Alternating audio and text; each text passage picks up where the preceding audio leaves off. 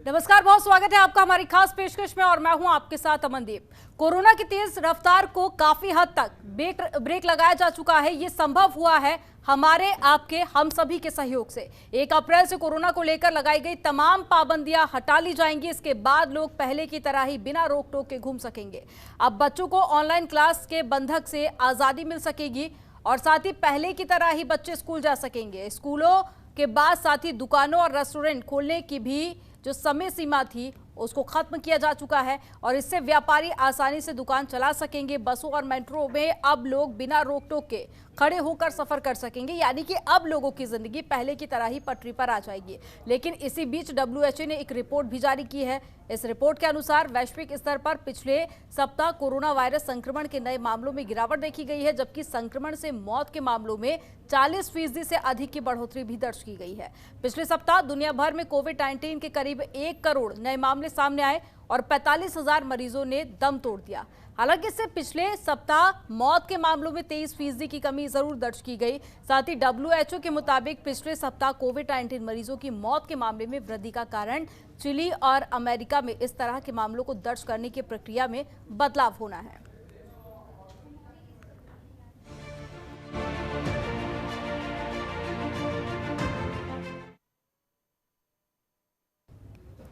आज इसी पर चर्चा करेंगे। खास मेहमान हमारे साथ में जुड़ गई हैं डॉक्टर रुचिता शर्मा जी, वरिष्ठ चिकित्सक हैं। बहुत स्वागत है रुचिता जी आपका जनतंत्र टीवी में। और सबसे पहले मेरा सवाल आपसे यही कि मौजूदा स्थिति और मौजूदा हालात को देखकर क्या आपको ये लगता है कि जो सरकार ने फैसला लिया है पाबंदियों को हटाने का, क्या ये ठीक समय है?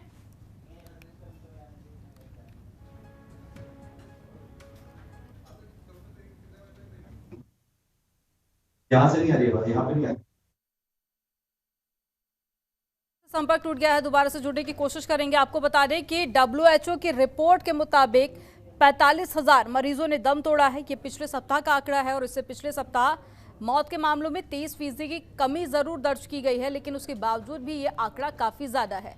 तो वहीं अगर विश्व भर की बात की जाए तो कोरोना के आंकड़ों में काफी हद तक कमी भी देखी जा रही है, जिसको ध्यान में रखते हुए केंद्र सरकार ने ये फैसला लिया है और साथ ही 1 अप्रैल यानी कि कल से सभी पाबंदियां हटा दी जाएंगी। उसके बावजूद केंद्र सरकार का ये कहना है कि मास्क और साथ ही सोशल डिस्टेंसिंग का पालन पहले की तरह ही लोगों को करना होगा, लेकिन तमाम बाजारों में और लोगों के काम का, साथ ही जो स्टूडेंट्स स्कूल जाते थे उनकी पढ़ाई में जो पहले की तरह बदलाव किया गया था वो सभी अब खत्म हो जाएंगे। और एक बार फिर से डॉक्टर रुचिता शर्मा हमारे साथ में जुड़ गई हैं। रुचिता जी, बहुत स्वागत है आपका जनतंत्र टीवी में। और पहला सवाल मेरा आपसे यही कि क्या केंद्र सरकार के फैसले को आप सही मानती है? मौजूदा जो स्थिति है वो क्या ठीक समय है कोरोना की सभी पाबंदियों को खत्म करने के लिए? नमस्कार। मुझे ऐसा लगता है केंद्र सरकार ने अच्छा डिसीजन लिया है इस समय पाबंदियों को खत्म करने के लिए। ये एक अच्छा टाइम है जिस समय हमारा 3rd वेव खत्म हो चुका है और हो सकता है नेक्स्ट वेव आने वाला हो, लेकिन क्योंकि हमें पता है जो नेक्स्ट वेरिएंट है वो भी ऐसा ही ओमिक्रॉन वाले वेव की तरह होगा, उतना स्ट्रांग नहीं होना चाहिए। और 2 साल में हमें उम्मीद है अपनी जनता से कि वो ये समझ चुके होंगे कि हमें कोविड अप्रोप्रिएट बिहेवियर में क्या क्या करना चाहिए। तो ये समय उपयुक्त रहेगा अगर हम इन पाबंदियों को हटाएं। बस लोगों को समझना होगा, वो चीज एक डिफरेंट है, लेकिन अगर हम इससे लेट करते हैं तो अगर जो देखिए बहुत लोग बहुत सफर भी कर रहे हैं, जो कोविड की पाबंदियां हैं, रिस्ट्रिक्शंस हैं, उसकी वजह से कुछ लोग बहुत सफर भी कर रहे हैं। तो शायद वो चीजें अगर रिस्ट्रिक्शन हटा देने के बाद लोग समझदारी से काम करें तो इसका बहुत अच्छा उपयोग किया जा सकता है। लेकिन डॉक्टर रुचिता, ब्रिटेन की अगर हम बात कर ले तो वहाँ के जो हालात हैं वो भी हम सब देख ही रहे हैं कि लगातार कोरोना के जो आंकड़े हैं उसमें इजाफा हो रहा है। कई सारे एक्सपर्ट्स ये कह रहे हैं कि ब्रिटेन में अभी कोरोना पीक पर है। तो क्या ऐसी स्थिति में ये फैसला कितना सही आप देख रही हैं? क्योंकि ऐसा पहले भी कई बार देखा गया है कि सरकार की तरफ से जब जब पाबंदियों को हटाया गया है उसके बाद में जो आंकड़े हैं उसमें काफी हद तक इजाफा हुआ है। जी हाँ, आपकी बात बिल्कुल सही है और चांसेस है कि जो नेक्स्ट लहर आए उस पे केसेस बहुत ज्यादा बढ़े, लेकिन जो भी केसेस अभी देखे गए हैं ज्यादातर वो सीवियर केसेस नहीं है। माइल्ड केसेस हैं, ऐसे में रिस्ट्रिक्शन हटाने की जगह हमें फोकस ये करना होगा कि ज्यादा से ज्यादा लोग वैक्सीनेटेड हो, और जिससे सरकार बहुत अच्छा काम कर रही है। तो अगर लोग वैक्सीनेटेड हैं तो ये लहर नॉर्मल कोल्ड की तरह ही खत्म हो जाएगी। ऐसे में अगर हम रिस्ट्रिक्शन बढ़ाए रखते हैं, मैं आपको एक एग्जांपल देती हूँ, जैसे हेल्थ केयर सेक्टर में हम लोगों के यहाँ ये है कि बिना अगर कोविड टेस्ट कराए आप एडमिशन नहीं ले सकते हैं, कोविड टेस्ट करा के ही आपको एडमिट होना है। हालांकि ये कुछ दिन पहले आ गया था, आपको रिटन में ऑर्डर आ गए थे कि आपको अगर इमरजेंसी है तो आप बिना कोविड टेस्ट कराए भी इमरजेंसी ले सकते हैं, लेकिन कुछ दिन पहले तक तो ये भी पॉसिबल नहीं था। तो सफरिंग अल्टीमेटली जनता की ही है। हर चीज के लिए जहां पे रिस्ट्रिक्शन लगाए जाते थे, कि रिस्ट्रिक्शन का कारण होता है, जब कोविड आया उस समय तो हमें कुछ नहीं मालूम था कि हम कहाँ जाएंगे, क्या करेंगे। उस समय रिस्ट्रिक्शन बहुत स्वाभाविक था, और पहली बार का रिस्ट्रिक्शन जो बिल्कुल लॉकडाउन हो गया था, सब कुछ बंद हो गया था, वो बहुत जरूरी था और बहुत अच्छा डिसीजन लिया गया। उसकी वजह से हमारी पहली वेव शांत रही। लेकिन दूसरी बार जो है वो बहुत ही खराब डेल्टा वायरस से हमको सामना करना पड़ा, तो उस समय रिस्ट्रिक्शन की जरूरत थी। उसमें मैं मान सकती हूँ कि थोड़ी दिक्कत आई, लेकिन आज के टाइम में वो टाइम से कंपैरिजन आप नहीं कर सकते, क्योंकि ज्यादातर लोग वैक्सीनेटेड हैं। हम सिर्फ वैक्सीनेटेड लोगों की बात कर रहे हैं, जिन्होंने जानबूझ के वैक्सीन नहीं लगाई वो उनकी खुद की गलती है। लेकिन गवर्नमेंट का डिसीजन मेनली जो लिया गया है, और मुझे लगता है कि सही है, उसका कारण यही है कि लोगों की सफरिंग कम होगी। जो लोग परेशान हो रहे हैं, अब यातायात की बात कर लीजिए, हमें कोविड टेस्ट करा के जाना है, फ्लाइट लेना मुश्किल है, हर चीज, छोटा बच्चा आपके साथ है, आपके साथ रिस्ट्रिक्शन जब रहते हैं, डिसीजन लेना मुश्किल है। प्लस रिस्ट्रिक्शन के और घाटे भी हैं, जैसे बच्चों का डेवलपमेंट जो है, बच्चों की बात करें तो हम पीछे हैं, वो एक अलग टॉपिक है कि हमने कोविड वैक्सीन बच्चों को नहीं लगाया। लेकिन जो बड़े बच्चे हैं, जिनका एक डेवलपमेंट के लिए आपको सोशल डेवलपमेंट भी इतना ही जरूरी है जितना आपका बाकी विकास जरूरी है। तो अगर हम घर बैठे 2 साल से बच्चों को पढ़ा रहे हैं, वो आपस में इंटरेक्ट नहीं कर रहे हैं, स्पोर्ट्स एक्टिविटी नहीं कर रहे हैं, विटामिन डी की कमी होती जा रही है, बच्चे मोटे होते जा रहे हैं, ओबेसिटी बढ़ रहा है, ये सब अल्टीमेटली तो बीमारियां बढ़ाएंगे ना। तो एक बीमारी को बढ़ाने के लिए अगर हम 4 बीमारी बचाने के लिए हम 4 बीमारी बढ़ा दें, तो उससे अच्छा है सही समय को यूज करते हुए हम रिस्ट्रिक्शंस को हटाएं। देखिए, रिस्ट्रिक्शन को हटाना है, लेकिन लोग क्या सोच रहे हैं, कोविड खत्म अब पार्टी शुरू, ये नहीं है। बस यही प्रॉब्लम है। अगर हम ये समझ जाएंगे कि रिस्ट्रिक्शन गवर्नमेंट इसलिए हटा रही है कि हम जो है परेशानी ना झेलें, सेकेंड वेव वाली हालत हमारी ना हो, और बहुत ज्यादा एडमिशन और डेथ ये सब चीजें ना हो, बस ठीक, तो फिर तो ठीक है। लेकिन अगर आप रिस्ट्रिक्शन हट जाए और आप पार्टी करने लग जाए तो गलत है। तो इस बीच जनता की भी काफी ज्यादा जिम्मेदारियां फिर बन जाती है आगे आने वाले वक्त में, उसको लेकर हम चर्चा करेंगे। लेकिन पहले डॉक्टर, जैसे कि आपने कहा कि अब जो वेरिएंट है वो काफी ज्यादा माइल्ड है, डेल्टा प्लस की अगर हम बात करें, सेकंड वेव में काफी ज्यादा खतरनाक साबित हुआ था, कई सारे लोगों की उसमें जान भी गई थी। तो क्या एक सरकार के फैसले के पीछे कारण हम ये भी देख सकते हैं कि जो अब मौजूदा वेरिएंट है वो काफी ज्यादा माइल्ड है, उसमें जान जाने का खतरा ना के बराबर है? जी, एक वो कारण है कि ये माइल्ड वेरिएंट है, लेकिन इसमें म्यूटेशन होगा, तो अगले 1 महीने में कोई खराब वेरिएंट भी आ सकता है। तो ये कोई 100% श्योरिटी इस बात की नहीं रहती है कि ये वाला वेरिएंट ही कंटिन्यू करेगा और बाकी वेरिएंट्स में माइल्ड ही आएंगे। ये हो सकता है आगे फिर खतरनाक वेरिएंट आए, वो ऐसा हो सकता है। लेकिन मेरे ख्याल से मेन जो डिसीजन सरकार ने इतना बड़ा लिया है, उसका कारण ये है कि लोग वैक्सीनेटेड हैं। हमारी काफी हद तक पॉपुलेशन वैक्सीनेटेड हो गई है। मेरे ख्याल से गवर्नमेंट ने इसीलिए ये लिया, और प्लस ये टाइम बहुत अच्छा है। अभी हमारे पास नेक्स्ट वेव आने वाली है और हम एक वेव से निकल चुके हैं, और सेकेंड वेव में मैं आंकड़ों पे नहीं जाऊंगी, लेकिन सबको पता है कि बहुत ज्यादा लोगों को कोविड हुआ था, तो एक सेल्फ इम्यूनिटी भी डेवलप्ड है लोगों में। तो क्योंकि हमारे यहाँ डेल्टा वायरस का कहर था, डेल्टा वायरस के बाद जो लोगों की एंटीबॉडीज बनी वो ऑलरेडी बहुत है उनके पास। तो ये सब 2-3 कारण है जिसकी वजह से गवर्नमेंट ने ये डिसीजन लिया है, मुझे ऐसा लगता है। रुचिता जी, अब जो पेशेंट आ रहे हैं कोविड में, क्या उनमें डेल्टा प्लस के अभी भी मामले देखे जा रहे हैं? और साथ ही जो आपने नेक्स्ट वेव को लेकर बात कही, उसको लेकर चिकित्सा विभाग कहां तक पहुंचा है? क्या वो इसी तरह माइल्ड रहेगी या खतरनाक साबित होगी? इसको लेकर कुछ अपडेट तो नहीं है, लेकिन मतलब ये एक्चुअली जानता भी नहीं है कोई कि कैसा रहेगा। लेकिन हम ये एक्सपेक्ट करते हैं कि जो वेरिएंट जैसे जो वेरिएंट यूके में है या यूएस में है, वही वेरिएंट हमारी तरफ भी आएगा।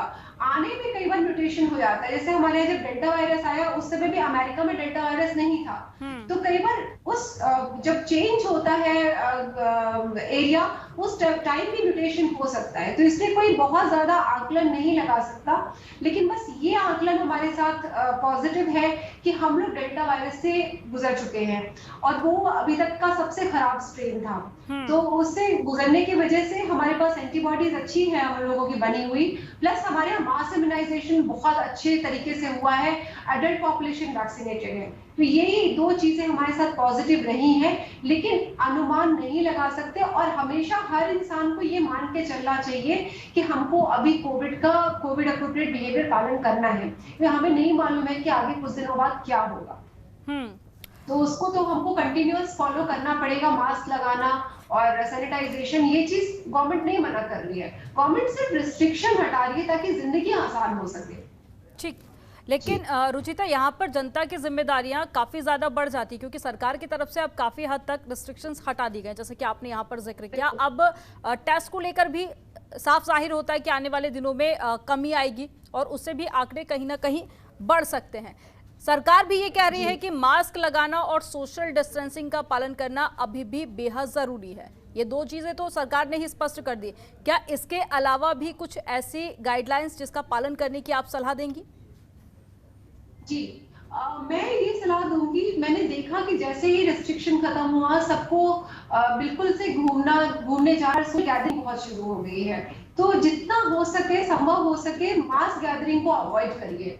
और अगर आपके घर में भी कोई फंक्शन है तो कम लोगों को बुलाएं, खुली जगह में बुलाएं। इन सब चीजों का ख्याल जरूर रखना चाहिए, क्योंकि कभी भी कहर जो है अचानक से होती है। लास्ट टाइम हम लोग को पता नहीं चला था, होली के टाइम से लेके 15 दिन में एकदम से कोविड की वेव पीक कर गई। तो वो चीज भूलना नहीं चाहिए, वो एक सबक है। और आपके घर में अगर कोई एल्डरली है जिनका वैक्सीनेशन बचा है या जिनकी इम्यूनिटी कम है और उनका बूस्टर डोज बचा है, उनको जरूर से बूस्टर लगवा दीजिए, उससे बहुत फर्क पड़ेगा। और बच्चों का, जिनका बच्चे जो ड्यू हो गए वैक्सीनेशन के लिए, अगर वो वैक्सीनेशन नहीं हुआ है, उसका बहुत अच्छे तरीके से ख्याल रखें। और अगर आप कहीं बाहर जा रहे हैं, घूमने जा रहे हैं, कोशिश करिए कि ऐसे टाइम को अवॉइड कर सके जहां पे बहुत ज्यादा आपको भीड़ मिलने वाली है। उस चीज को अवॉइड करने से बहुत फर्क पड़ेगा। और डॉक्टर रुचिता, एक आयु वर्ग वो भी अभी है जहां तक वैक्सीन नहीं पहुंच पाई है, यानी कि बहुत छोटे बच्चों की अगर हम बात कर ले तो उनको लेकर तो अभी वैक्सीन की शुरुआत ही नहीं हो पाई है। तो उनके लिए खतरा तो पहले के बराबर ही है। और वहीं दूसरी तरफ एक्सपर्ट्स ये भी कह रहे हैं कि जून जुलाई तक जो अगली वेव भी आ सकती है, तो उनके लिए क्या सलाह देंगी आप? सबसे बड़ी प्रॉब्लम आज के टाइम में यही है कि हमारे बच्चे वैक्सीनेटेड नहीं हैं और ये एक बहुत बड़ा खतरा है, क्योंकि अमेरिका और अदर कंट्रीज इसमें बहुत तेजी से आगे बढ़ी है। उनके यहाँ छोटे बच्चों को, 5 साल से ऊपर बच्चों को वैक्सीन लग रहा है। हमारे यहाँ अभी तक हम 12 साल तक पहुंचे हैं, तो इसमें हम बहुत पीछे हैं। और मेरी गवर्नमेंट से गुजारिश है कि इसमें अगर थोड़ा जल्दी करें ये लोग, और जल्दी से जल्दी। हालांकि देखिए, पेरेंट्स बहुत एक्टिव हैं, जैसे ही उन्होंने वैक्सीन ओपन किया, बहुत जल्दी पॉपुलेशन जो है उस कवर को, जिस एज को कवर करती थी, उन लोगों ने वैक्सीन लगवा लिया। तो इस तरीके से अगर थोड़ा सा गवर्नमेंट अपनी तरफ से जल्दी कर लेगी तो मास इम्यूनाइजेशन में हेल्प मिलेगी। और वरना ये एक हमारा वीक लिंक हो सकता है अगले लहर के लिए, क्योंकि ये बच्चे वैक्सीनेटेड नहीं है और ये कैरियर प्लस डिजीज दोनों चीजों को बढ़ाने के लिए रहेंगे उपयुक्त। और उनके खुद के लिए बहुत खतरा है, क्योंकि अब स्कूल ओपन हो गए हैं, और जब स्कूल ओपन किया गया है तो उसमें ये नहीं देखा गया है कि लोअर केजी खुला है कि क्लास 12 खुला है, उसमें सब ओपन हो गया है। और छोटे बच्चे मास्क भी नहीं लगा सकते बहुत छोटे समय तक। अगर ये कोई स्कूल बहुत बोले भी कि नहीं आपको लगाना ही है, तो छोटे बच्चे के लिए मास्क लंबे समय तक लगाना उनके हेल्थ के लिए भी बहुत अच्छा नहीं होता। तो ये हर चीज को देखते हुए मुझे लगता है बच्चों की, स्पेशली 5 साल से छोटे या 8 साल से छोटे बच्चों के लिए थोड़ा सा रिस्ट्रिक्शन रखा जाए तो शायद उनके लिए अच्छा होगा। एटलीस्ट मतलब स्कूल को ये कहा जा सकता है कि आप 2 घंटे 3 घंटे की ही क्लास लें, लंबी क्लासेस ऐसे बच्चों की ना लें, क्योंकि वो वैक्सीनेटेड भी नहीं है और वो सैनिटाइजर भी यूज नहीं बहुत अच्छा कर पाएंगे और मास्क भी नहीं लगा पाएंगे। तो गवर्नमेंट को इसके लिए एक्शन लेना चाहिए, मुझे ऐसा लगता है। लेकिन डॉक्टर रुचिता, अब तो गवर्नमेंट फैसला ले चुकी है, ऐसे में अब पेरेंट्स को आप क्या सुझाव देंगे? ऐसे में मैं पेरेंट्स को बोलूंगी कि आप स्कूल में बात करें कि लंबे समय तक बच्चों को ना रखें और बच्चे को घर पे भी रिहर्सल कराइए कि वो मास्क लगाएं। एक मास्क वाला चेन आता है पीछे से, जैसे चश्मे के लिए होता है, तो ऐसा चेन वाला मास्क रखें ताकि बच्चा जब अनकंफर्टेबल फील करे तो उसको थोड़ा सा नीचे कर दे, उसके बाद फिर से वो ऊपर कर सकता है। और प्लस हाथ साफ करने का, कि कब कब आपको हाथ साफ करना है, ये आप घर में ही सिखा सकते हैं, बच्चे को समझा सकते हैं। और जब उसका वैक्सीन का टाइम आएगा तो जरूर वैक्सीन लगाएं। ये 3-4 चीजें। और जब किसी से आदान प्रदान हो, जैसे बच्चे को बोलिए कि आप अपनी बुक ही पढ़िए, दूसरे की बुक ना पढ़ें, या फिर दूसरे का कलम इस्तेमाल ना करें, ताकि मिनिमल हम जो है फिजिकल टच रखें, तो इससे बहुत फर्क पड़ जाता है। अगर हमारा सिर्फ हैंड सैनिटाइजेशन अच्छा है, क्योंकि हमारी आदत होती है हम चेहरे पे हाथ रखते हैं, तो ये घर में हम बातों बातों में बच्चों को सिखा सकते हैं कि चेहरा मत छुओ बेटा, और अगर आप कुछ टच कर रहे हो, कलम लिया, किसी की पेन मत लो, आपके पास 4 पेंसिल मैंने एक्स्ट्रा रखी है, आप अपनी पेंसिल यूज करो, या टीचर से पेंसिल मांगो रादर देन दूसरे बच्चों का टच करो, इससे बहुत फर्क पड़ेगा। ठीक है। और डॉक्टर रुचिता, एक और बात गौर करने वाली है कि कोरोना के आंकड़े तो भले ही कम हो रहे हैं, लेकिन मौत के आंकड़े लगातार बढ़ते जा रहे हैं। जैसे कि 45,000 ये पिछले हफ्ते का ही आंकड़ा है। तो मौत के आंकड़ों के पीछे आप क्या बड़ी वजह देख रही हैं? देखिए, पहले हम किससे कंपेयर कर रहे हैं ये इम्पोर्टेंट है, क्योंकि नॉर्मल पॉपुलेशन अब वैक्सीनेटेड है, जो एडल्ट ग्रुप है हमारा वैक्सीनेटेड है, तो कोरोना उनको परेशान कर रहा है जो वैक्सीनेटेड नहीं है या जिनको कोई बड़ी बीमारी थी। जैसा आपने कोविड सेकेंड वेव में आप देखिए, तो हम लोगों ने नॉर्मली जो यंग पॉपुलेशन थे उनको बचाने की कोशिश की, लेकिन जिनका हेल्थ अपना खुद का खराब था उनको बचाने में बहुत मुश्किल आई। तो इसी प्रकार से ये लोग अनवैक्सीनेटेड लोगों की इम्यूनिटी भी कम है, प्लस वो वैक्सीन पहले नहीं लिया हुआ है, उनके पास एंटीबॉडी नहीं है, तो ये एक तरीके से फ्रेश केस है हमारे लिए कोरोना के। तो हम इनको कंपेयर नॉर्मल पॉपुलेशन से कर ही नहीं सकते। तो इसलिए इनकी जो है बीमारी होना इनको वो भी ज्यादा है, प्लस मोर्टेलिटी भी इनकी ज्यादा है, और हो सकता है कि वो कोरोना से उनकी डेथ ना हुई हो। मैं अपने यहाँ का एग्जाम्पल आपको बताती हूँ। जब तीसरी लहर आई है इस बार वाली, इस बार मैक्सिमम जो एडमिशन हमारे हो रहे थे उसमें से कुछ परसेंटेज थे जो कोरोना की वजह से हो रहे थे, वरना वो अपनी बीमारी के वजह से हो रहे थे। जैसे फॉर एग्जांपल कि सिरोसिस, लिवर सिरोसिस का पेशेंट है, उसको ब्लीडिंग करके वो आया है ना, तो ब्लीडिंग करके आया और लेकिन कोरोना पॉजिटिव आ गया। अब उसकी डेथ तो ब्लीडिंग से हुई, लेकिन वो कोविड डेथ में भी कई बार वो आ जाता है। दूसरा, जैसे कोई लंग डिजीज का पेशेंट था, उनको ट्यूबरक्लोसिस पॉजिटिव आ गया, ट्यूबरक्लोसिस का ट्रीटमेंट हम अभी शुरू करेंगे, लेकिन वो इतने सिक हो गए, निमोनिया बड़ा हो गया, तो उनकी डेथ तो निमोनिया से, मतलब ट्यूबरक्लोसिस से हुई। देखिए, तो उनका ट्यूबरक्लोसिस पॉजिटिव था, उनको बैक्टीरियल इन्फेक्शन था, उनकी इम्यूनिटी खराब थी, डेथ उससे हुई, लेकिन क्योंकि वो कोरोना पॉजिटिव थे तो वो उसमें आ जाता है। तो इसलिए मैं आंकड़ों में नहीं जाऊंगी, लेकिन मैं सिर्फ कोविड सीवियरिटी की बात करूं तो कोविड सीवियरिटी इस बार हमको उतनी नहीं मिली थी, और अगर मिली थी तो उसका कारण पेशेंट स्वयं थे। वो वैक्सीनेटेड ज्यादातर लोग नहीं थे, या फिर उनकी मतलब हो सकता है इम्यूनिटी बहुत ज्यादा वीक हो, जैसे कैंसर पेशेंट हो गए या कोई और बड़ी बीमारी से, इस वजह से हुई है। तो आंकड़े लग रहे हैं ज्यादा, लेकिन अगर आप सच्चाई देखें तो वो थोड़ी सी अलग है। डॉक्टर रुचिका, इसके भी दो पहलू हो जाते हैं। एक तो ये कि बाकी अगर डिसीज है, पहले से व्यक्ति बीमार है, तो वहां पर चांसेस काफी ज्यादा बढ़ जाते हैं, और अगर दूसरी तरफ हम देखें तो किसी दूसरी डिसीज से व्यक्ति की मौत हुई है, लेकिन अगर कोरोना पॉजिटिव है तो फिर कोरोना पॉजिटिव के आंकड़ों में ही उसकी गिनती होती है, मृत्यु अगर दर करे तो वो बढ़ जाता है। फिर उसकी वजह से दो पहलू इसके। लेकिन एक जो सबसे महत्वपूर्ण सवाल है कि स्वास्थ्य विभाग आने वाली वेव को लेकर कितना ज्यादा तैयार है, क्योंकि अगर हम डे 1 से बात करें तो उसके बाद धीरे धीरे करके हम देख रहे हैं कि सुधार हुआ है।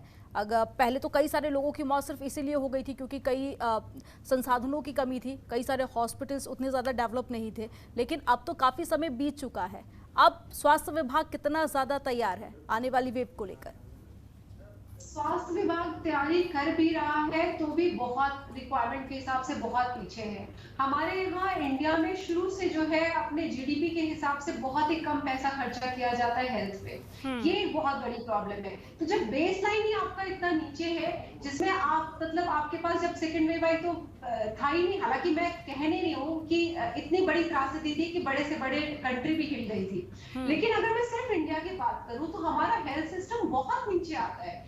कोई तैयारी किसी लेवल का कुछ भी नहीं था, बहुत बेसिक लेवल पे पहले लेवल ही बहुत नीचे है। उसके बाद से अब हमने जो तैयारी करी है कोशिश की जा रही है। कुछ ऑक्सीजन प्लांट आए हैं, हॉस्पिटल में CHC लेवल पे, डिस्ट्रिक्ट हॉस्पिटल लेवल पे काम हुए हैं, बढ़ा है, लेकिन ऑलरेडी इतने नीचे स्तर पे था हेल्थ विभाग की, उसको कितना भी बढ़ाएंगे, अगर बड़ा वेव आएगा तो कुछ नहीं कर सकते हैं, ये मान के जनता को चलना चाहिए। इसलिए अपने लेवल पे कभी भी पीछे नहीं हटना चाहिए और हर तरीके से कोविड अप्रोप्रिएट। बड़ी बात सच्चाई है कि हेल्थ सिस्टम अभी हमारा बहुत नीचे से शुरू कर रहा है। लेकिन डॉक्टर रुचिता, इसके पीछे तो एक बड़ा कारण बजट को भी माना जाता है। इससे पहले भी कई सारे डॉक्टर से हमारी बात होती है, उनका भी यही कहना है कि हेल्थ सिस्टम पे अभी भी उतना बजट नहीं सरकार ला पा रही है। ये भी एक बहुत बड़ा इसका पीछे कारण। हाँ, पॉपुलेशन के हिसाब से देखिए, डॉक्टर्स कम है, हालांकि अब इस पे काम होना शुरू हो गया है। अब डिस्ट्रिक्ट लेवल पे मेडिकल कॉलेजेस बन रहे हैं, तो इसका एक टाइम पे मे बी 5 साल 10 साल के बाद हमको अंतर दिखेगा, जब डॉक्टर्स के नंबर ज्यादा होंगे, हॉस्पिटल के नंबर ज्यादा होंगे। एक medical college tertiary care level centre होता है, जहाँ पे आप टर्शरी केयर की आप जो है तैयारियां होती हैं, सारे इक्विपमेंट्स होते हैं, तो आप रेफरेंस सेंटर भी होता है, तो वो सब चीजें होंगी, हो सकता है 5 साल 10 साल बाद हो। लेकिन आज के टाइम में आपका क्वेश्चन था कि हम क्या तैयार हैं, तो वो तैयारी तो हो ही नहीं सकती।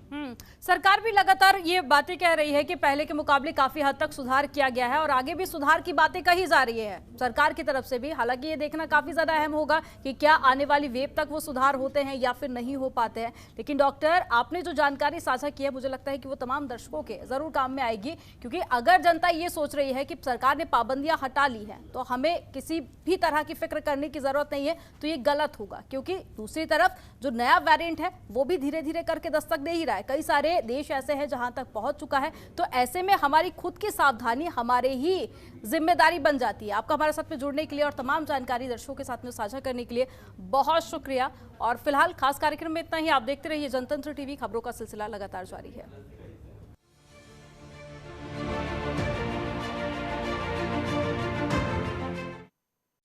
खबरों के निष्पक्ष विश्लेषण के लिए सब्सक्राइब करें Jantantra TV and press the bell icon. Never miss any update.